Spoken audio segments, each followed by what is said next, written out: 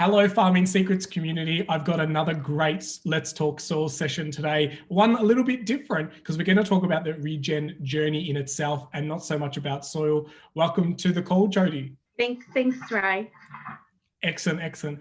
And so just, Judy, tell us a little bit more about your regen journey and what soil means to you. Okay, Ray. My husband's family started on the property Maryland back in the 60s, and very traditional farmers, and then they went into the chemicals, use of chemicals, and my brother's an agronomist and he helped with that. But Ray also, farmers used to ring him and ask him what chemical to put on because he was pretty switched on with it.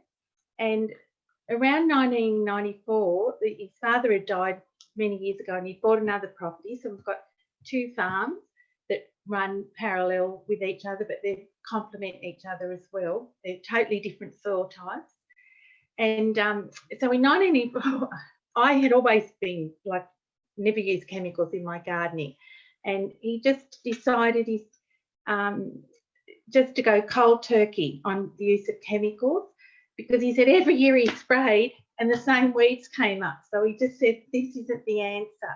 So for us, it wasn't about health, but a big part of it was he wanted to leave the soil better for the next generation, our children, than what he received it in.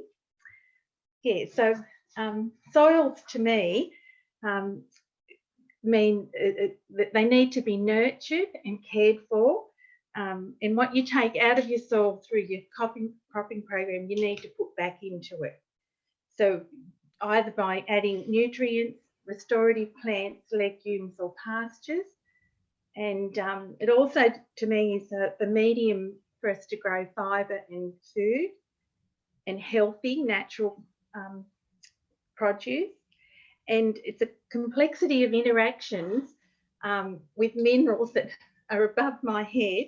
And, and above most people's head. And that's exactly what I want to make a point about in a lot of the virtual classrooms, is that we don't need to know the scientific names of everything. We just, no one really knows how a car works, but we just know how to operate it, And so some of us get a little bit lost in the terminology, and most farmers' eyes glaze over when soil scientists start giving all these names. But that's, once you get to a point that you know all that, awesome. But it doesn't need to be that. And I see so many people wait until they know everything before they start. And I love the fact that, after decades and years, and I just want to clarify as well, your husband's name is Ray. So when you refer to Ray, you're not referring to about me.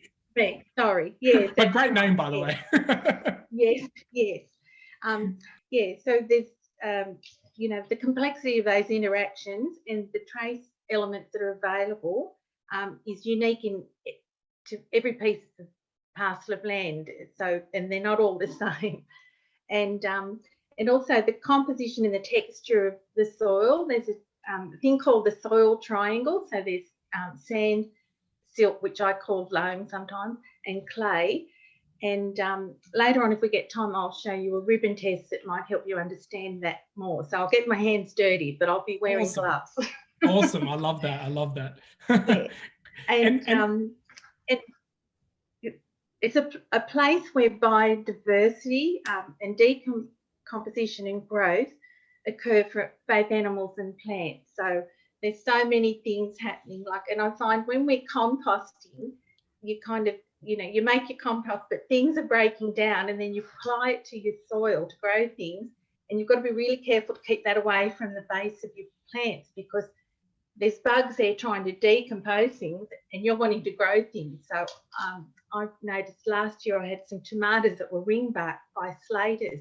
And as soon as I pushed that mulch away, it stopped it. And I put little cups lemon. I took lemon out and put it, and they all got under there. So I didn't want to wipe out the slater population because they're there for a reason, but I just wanted to get it back in balance. So that worked really well. Yeah, and soils to me are a huge responsibility to maintain, and for us as the stewards of our land, to maintain and improve the health of our soils. And so that gets back to where Ray Ray said, you know, he wants to leave the soil in a better condition than what he received it in. Yeah, I love that forward thinking and the ability to have a plan that's greater than the current generation, but for the generations to come. And a couple of keywords that you mentioned there, it's our responsibility and nurture. I think those two go so well in hand, and nurturing our soils is such a big, important part of what regenerative agriculture means to everyone and to the soils and for the life in the future generations.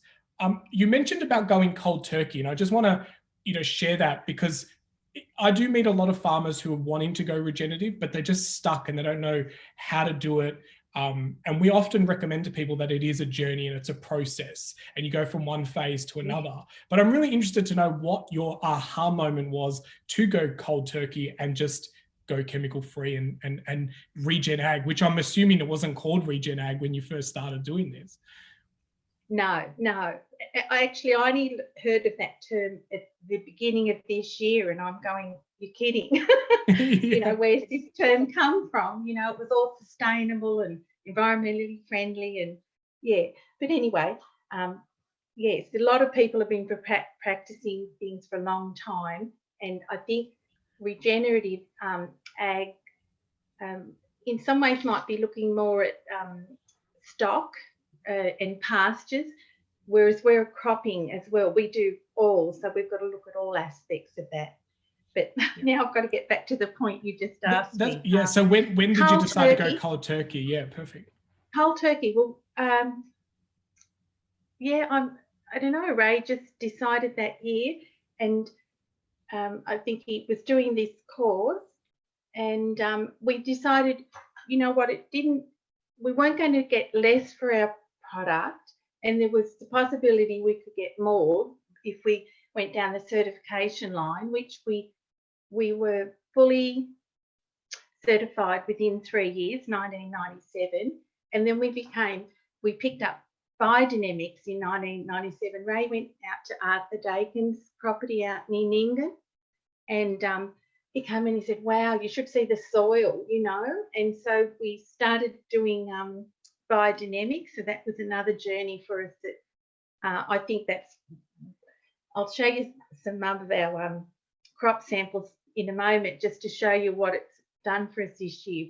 So this year we actually inoculated our grain with BD 500 in the preparations, and it's the most brilliant farming year. We're going to, one year we grew 33 tonne of grain, and this year, potentially, if it doesn't get wiped out by a storm or whatever, we're going to get well over 1,000 tonne off the same, parcel of land. Wowzers. So it's just, I'll just show you this. Yeah, please do. I'm so excited. I don't know whether you can see it. Yeah, this is some of the grain, and I've been collecting the samples to look at the root system and see what it's doing, because I just felt that the biodynamics applied to the grain, the biodynamics were applied to the grain, it started that microbial activity right at point of germination. So it outcompeted weeds, and just the root structure and the growth and the tillering was just fabulous in the first phase of the growing period. Yeah. So yeah, awesome. Now I've gone off track again. No. I love this. I love it. I love the fact that you've got samples and that you're studying the root system. And I think it's so important. It links back to the whole nurturing point, where it's like you're nurturing the seed. Oh, so you're nurturing the plant while it's at seed level. You're inoculating it. And really, really fascinating. I'm curious to know, with you and your husband Ray, like, is seeing believing? Like, do you need to see the results in order to believe it? What gives you the trust to go, you know what, we're going to try biodynamics even though we haven't seen it? Yeah. Ray always said, you didn't know whether he could see an improvement in the soil. But it's like you can't really see what's in the soil unless you put it under a microscope. There's so many different things happening anyway. But to me, when you get it growing, crops that are going 1.5 tonne or 26 bags to the acre in an organic system, there's got to be something happening right. And this is the first time we've done this process. So we went to a course and they're talking about seed dressings, and I said, Ray, let's put the BD on the seed as it goes up the auger to plant out. And yeah, so it'll, if it happens next year, but we've had really good rain this year as well. So to me, rain is undersold. If we've had those years of drought, we've stripped nothing for nearly 3 years, and this year's just phenomenal in this area. No, even conventional farmers have never seen anything like it. Yeah. Wow. And so exciting to follow that journey and amazing results, and so thankful that you get to share that with us. Yeah. So. Excellent. So how do you, you've been working with soil for a very long time on the farm and even around your place of growing food and veggies. What do you look for healthy soils? Well, I was, because I'd come up somewhere, and one day I'd been preparing my garden beds for the summer veggies.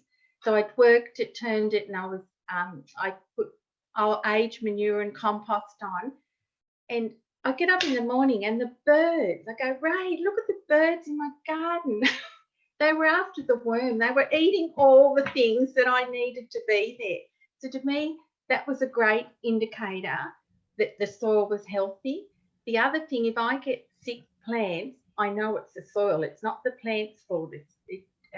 And once it gets sick, insects will, give them a hammering, and they're just not productive. So the last few years, I've put a lot of my veggies in a local garden show competition in the vegetable section, and a neighbour of ours, a steward, I often come first with most of my things, and he said to the guy judging, he said, do you know those vegetables that you've placed first? He said, they're grown organically and biodynamically. He said, I know, I could taste the difference. Wow. Yeah, so, wow. Yeah, that was really a fabulous feeling, yeah. Yeah, that's so good. That's so good. And I love the fact that, it's not just out in the paddocks that you're seeing the results. It's even in the home garden, and then submitting the vegetables for grading, and they can see the difference. They can taste the difference. And it just amazes me that we have all this feedback showing us the potential, and yet it's somehow easier just to throw chemicals onto land and think that that's the right thing to do. Yeah. Just going back to when you asked me about when was that ta-da moment, I think as soon as we stopped using chemicals, I remember this feeling of oh my goodness, we are the makers of our own destiny. We're not reliant on agronomists, on chemicals. We don't even have a bank manager. We just run our own show. We don't, not answerable to anyone but ourselves. Ooh, Yeah. I love that. I love that. Like coming out of the system, it's like that liberating feeling of we don't need to listen to what you say that we need to do. We just do it our way. Yes, it's probably a bit arrogant of us, but anyway. I love it. That's how I feel. Yeah, perfect. That's such a great feeling. And thanks for sharing that, because I think, people listening to that, they probably want that same feeling, and it's, not being linked into a system and being told what to do. It's such a big thing, because we're just so used to that from our education system, our, work careers and corporate. It's very much, we feel stuck sometimes, and that's such a great feeling, a great emotion to share with us. So thank you. I also, you mentioned that you're going to do a ribbons test and you're going to get your hands dirty. And I love that, because our little catchphrase lately is to get your hands dirty and start digging deeper into your soil. So I'm excited for you to do that. And so I know you've got to put some gloves on it and get ready for that. But when did you discover the ribbon test? Is it part of your own learning, or was it a program that you did? When I was doing my diploma in organic agriculture, it was a YouTube that I watched, and I'm a hands-on person, so it just made so much sense and I love the feel of the soil. And I've got 2 samples here. I don't know whether you can see, but I'll just put this down for this. So this is out of a paddock that's got oats in it, and it's got so much organic matter, and I couldn't believe it. And I just went down and picked it before lunch with my hands out of the paddock. I didn't even need a spade. It's so, it's just incredible. It's moist because we've had recent rain, and all this organic matter is just there. So, and we don't physically add compost to that. And this one is out of my veggie garden, and I've added compost, and I've added like chook manures and sheep manure. And what I love is the smell of soil. So if you smell it, it's just earthy. It's just the most incredible. And I've loved it ever since I was a child. And we used to get to sit on the back of the combine or when Dad was sowing, and you could smell it, and it's still that smell. It's beautiful. And yet the compost, this one I've added things to it. To me, it doesn't smell as nice for some reason, even though I've added all these good things to it. Okay. Yeah, it's just a different smell. Yeah. So describe the smell, because I have a bit of FOMO at I've got, I don't like, yeah. What does it smell like? Does it remind you of something? This is just like pure earth, like nothing, okay. There's nothing in there that's, I think this paddock we haven't limed, we haven't added gypsum, we haven't, and yet it's growing this beautiful crop of oats. Amazing. So it's just, and so our soil, you can see it's a red-brown earth, but down further south, west of here, it's a grey clay loam, so it's a really different soil. And you would need a mattock to get a soil sample from there. And it's growing fabulous crops as well. So it's, I don't know, just all the planets have aligned. Awesome. This one, I think, probably got manure, and it smells more like the vegetables, that I've had growing in it. Yeah. Mm. Very cool. Very cool. And so how do you do a ribbon test? Well, with a ribbon test, you just take a handful. I'll get the water. I'll put the screen down so you can see more without the keyboard. So you just take a handful. I'll put the other glove on as well, because I'll change hands. And this way I don't get dirt all over my keyboard. So you just get a handful of soil, and you add water to it, and you just it's mainly to see how much water your soil can hold. So if you had a sandy soil, it wouldn't hold, it's porous, it would just run.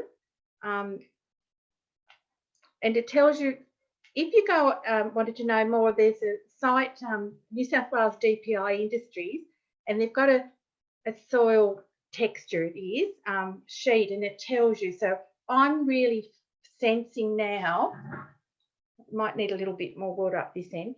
Oh, probably too much. Yeah, I might have to add a bit more. It's feeling clayish. I can feel the clay coming through.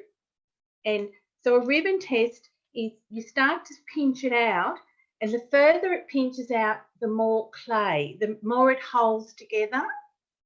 So if it's a sand, it won't hold together for long. So on the fact sheet, it starts, if it goes like 1 centimetre, a sand wouldn't even do that. But a really good clay soil would go out to nearly 10 centimetres. So you just start pushing it out. I don't know whether you can see the right angle there. Yeah, this is good soil. You can see it's hanging together really well. Yep. So that's basically what it was. One of the things I took away from the course. I thought, oh, you get to feel the soil. You can feel it's just smooth. It's beautiful, and if it's too sandy, it just falls apart and crumbles. And yeah, so that's to do with texture. It's amazing. It's just like in the last 2 minutes, we've looked at the color of the soil, we've smelt it, you're feeling the texture, you've added water to see how much it's holding water, you're measuring the ribbon. Like, it's just such a quick, easy exercise. And within a couple of minutes, you can get a real good understanding. And I think it's great that with years of experience, like you're able to just tell so much from the soil, from your own personal experience. From the minute that you start touching it or smelling it, you can already start making some assumptions, Yes, that it's healthy. That's right. Yeah. And I remember going to a friend's place in the city, and they had a balcony garden, and he's going, oh, look, I don't think my tomatoes are growing very well. And I picked up the soil, and it was potting mix. And I said, look at this, it's cracked soil. I said, it's not even holding together. It's just bark off trees and sand. I said, it won't grow anything really well. Yeah. Excellent, excellent. Well, and so did you want to do another ribbon test with the other soil, or are you happy with that? Yeah, I can. Yeah, why not? You've already got your hands dirty. You're digging into the soil, and this is what we're all about. I'll put this back. I'll lift it a bit more. This is falling through my hand, and the water's, I don't know whether you can see, but the water's running off. It's not as good as it should be. Yeah. It hasn't got a lot of clay. I've got so much of obviously with all the compost, there's not much clay left in it. And I've been working hard over the years to make it less clay, so I've achieved that.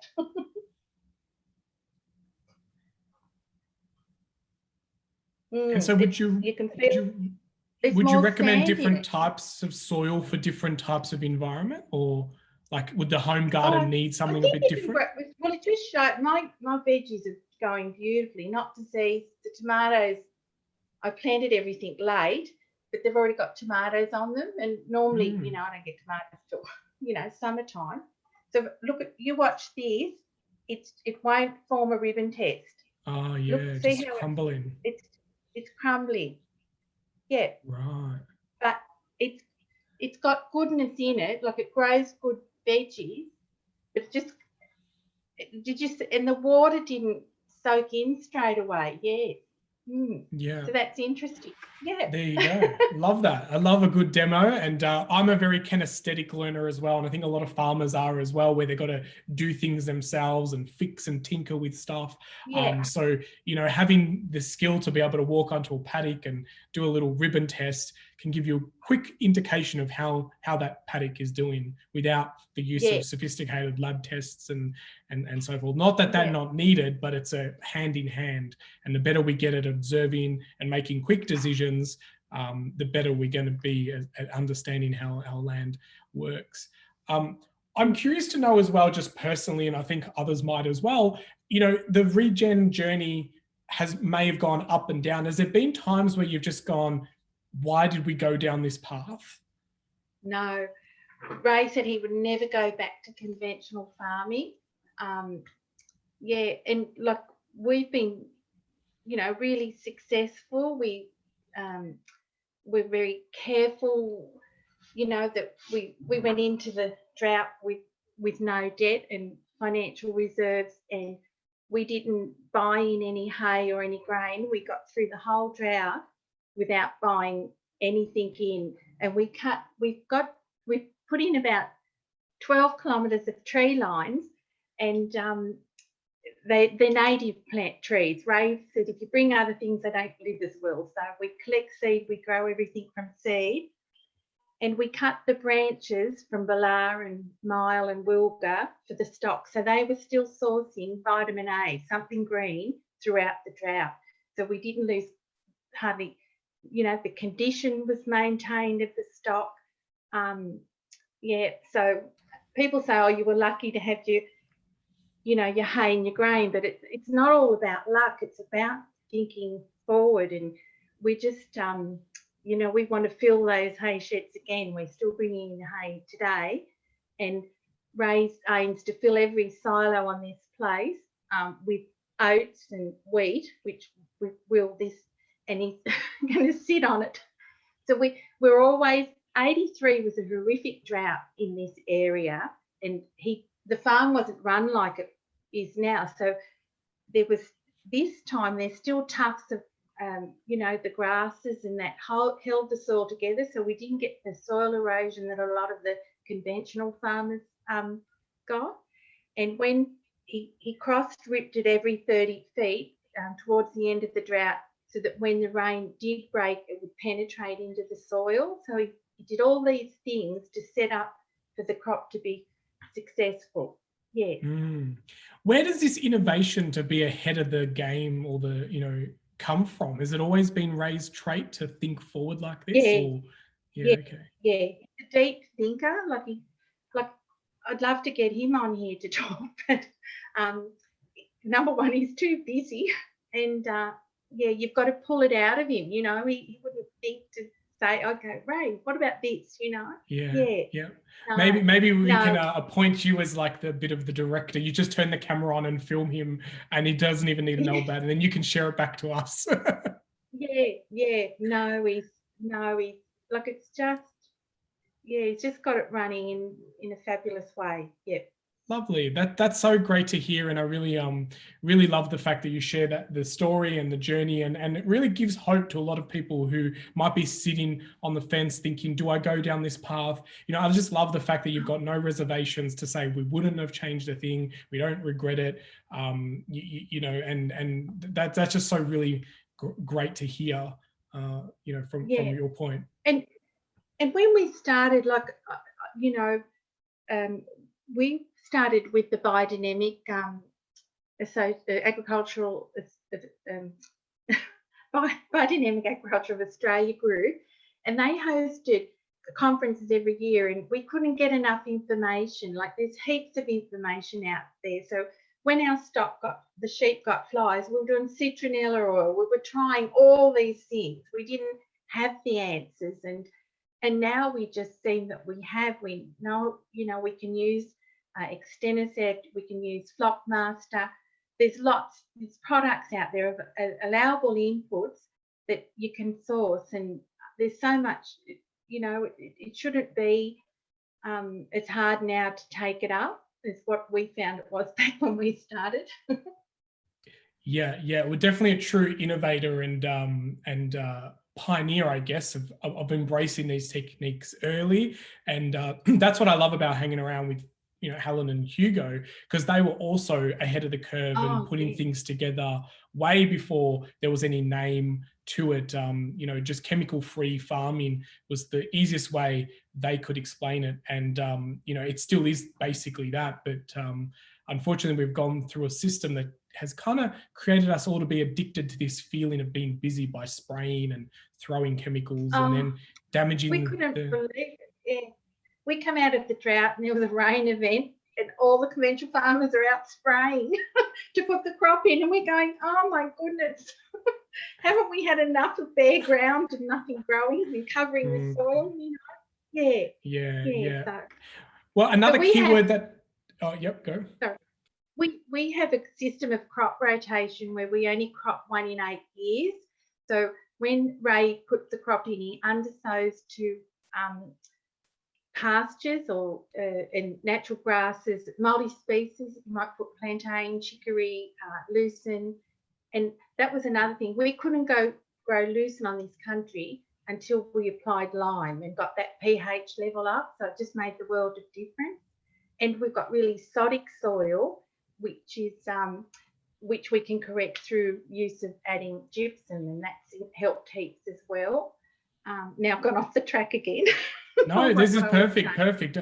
The one thing I just want to say is to anyone listening, like, now is the best time, or maybe 20 years ago would have been a better time, but now is the absolute best time to start your regen journey, because the amount of information that you're sharing and the energy of this conversation is just so powerful, and I know people will be inspired from this conversation. And so if you're sitting there going, shouldn't we, maybe later, let me research more, just start taking action, because your story is just so beautiful in regards to where you are now. And the other word that stands out to me is that resilience. You know, your farm is resilient to the elements, and you're not worried about the next rain or the drought. It's just, you know, you're going to push through because you've been working smarter, not harder. Yeah, we're preparing for the next drought now. You know, we're storing things now.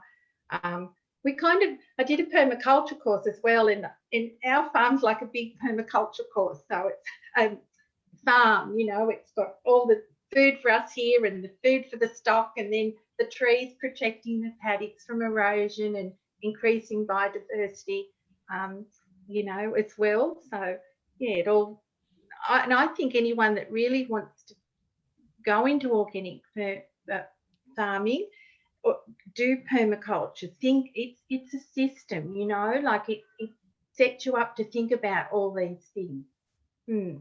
Absolutely. And we've recently done a permaculture course ourselves, and I can second that as well, is that when you start thinking from your own space as permaculture, then it's very hard to not apply those same principles in everything that you do. Yeah. And I did the one through Milkwood back in 2015, but, you know, we had people with the little balcony to, you know, we stood in a line of the size of our farm or garden. I was at the top end, they were all in between, but everyone could apply that to their system. Yeah, absolutely. And I'm the one at the balcony because I live in an apartment, and I recently did the Milkwood one as well. We did a promotion with them to help get permaculture out, and know that it goes hand in hand, because there's a lot of, you know, biodynamics, organic, permaculture, regenerative, but they all achieve the same thing. It's just being more conscious, being more self-aware, observe our environment, being more connected, understanding what the animals, wildlife, and bugs and plants are trying to scream at us, what the soil needs and the way that we need to react. And so doing that permaculture course, even having a balcony in here in an apartment, was just mind-blowing. Yes. I regret I digressed earlier and I didn't finish saying, with our crop rotation, we plant a cereal crop, say 1 in every 8 years. So we're not monoculturing, we're not back-to-back cropping. So when we put a cereal crop in, Ray undersows to like a multi-species pasture. So now that we're taking off hay and the crop, there's all this green stuff coming through because we've had rain. And then it'll go into pasture phase, and that's when we put the cattle and the sheep in, and then it'll go, you know, that'll last for several years. Then it'll go into that grazing and then fallow, and we do some mechanical cultivation, but some of our pastures we direct drill as well. So we're trying to less focus on the chemical stuff, and I think it just, you know, it's just building and growing, and we'll get to that point, I'm thinking. Yeah. Absolutely. Judy, it's been absolutely amazing chatting to you. I think we could chat for hours and hours and hours. But before we wrap up, what's the last thought that you would like the listeners to kind of think about as they get on with their farming day? Yeah, I think we can get too hung up in the academic side of things, and really nothing happens unless you do it practically. You know, you just got to get out there and work. You know, it is hard work. All farming's hard work. It's not just for organic farmers. Yeah, and just try and, you know, if you see something work, you know, ask questions and see if you can apply it to your situation. Yeah, I love that. Get out there and just do, because action trumps knowledge. I think that's a great thought. Judy, it's been great chatting with you, and kudos to you and Ray for, you know, taking this path and pursuing it, and also sharing it with myself and the community. I think we definitely need to somehow get you and Ray on a couch and have a bit of a chat and a yarn together, because I think you just got so much wisdom and knowledge. And I really do believe that this is the inspiration that people need to see, where they stop talking about the tactics and how and all the tools and equipment, but just really understanding that there are people out there doing it and achieving some really amazing results. So well done and congrats. Yeah. Lovely. Thanks, Ray. Thanks for having me on your Farming Secrets. Anytime. It's been a pleasure. Well, Farming Secrets community, until next time, remember, get your hands dirty, do a ribbon test, and start digging deeper into your soils. Yeah.